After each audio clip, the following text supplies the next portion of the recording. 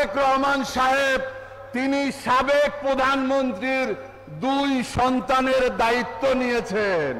তিনি এক সন্তানকে মন্ত্রী বানিয়েছেন, আরেক সন্তানকে দেখলাম সচিব বানিয়েছেন। তারাও গণভোটের গণরায়ের বাস্তবায়ন চায়।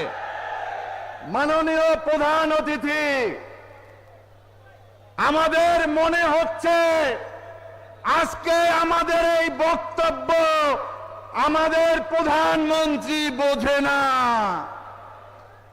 আমাদের আজকে গণভোটের রায়ের দাবি তারেক রহমান সাহেব বুঝতেছেন না।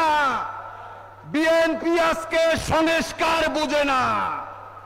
বিএনপি আজকে গণহত্যার রায় বিচারের কথা বুঝে না। সোজা আঙ্গুলে যদি ঘি না ওঠে, মাননীয় প্রধান অতিথি, আঙ্গুল বাঁকা করতে হবে ইনশাআল্লাহ। সংগ্রামী বন্ধুরা আমার, আমাদের প্রধানমন্ত্রী তারেক রহমান সাহেব তিনি সাবেক প্রধানমন্ত্রীর 2 সন্তানের দায়িত্ব নিয়েছেন।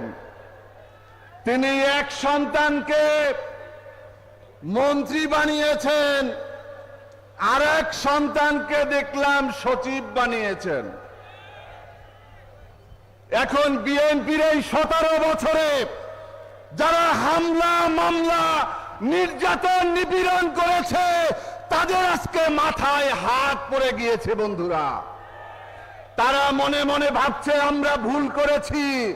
আন্দোলন সংগ্রাম না করে শুধুমাত্র 3 মাস জামাত ইসলামীর বিরুদ্ধে কুৎসা রটনা করলে আমরাও আবার সচিব হতে পারতাম। মাননীয় প্রধানমন্ত্রী, আপনি আপনার নেতাদেরকে আজকে নতুন শিক্ষা দিচ্ছেন। যারাই জামাতের বিরুদ্ধে কথা বলে, 11 দলের বিরুদ্ধে কথা বলে, আপনি তাদেরকে পুরস্কৃত করা শুরু করেছেন। আপনার স্বপ্নগুলো আকাশ ছুবে প্রবাসীর হেলিকপ্টারের মাধ্যমে। বিয়ে, জন্মদিন অথবা যে কোনো বিশেষ প্রয়োজনে হেলিকপ্টার ভাড়া করতে যোগাযোগ করুন স্ক্রিনে দেয়া নাম্বারে। প্রবাসীর হেলিকপ্টার, নিরাপদ ও সাশ্রয়ী বাহনের বিশ্বস্ত নাম।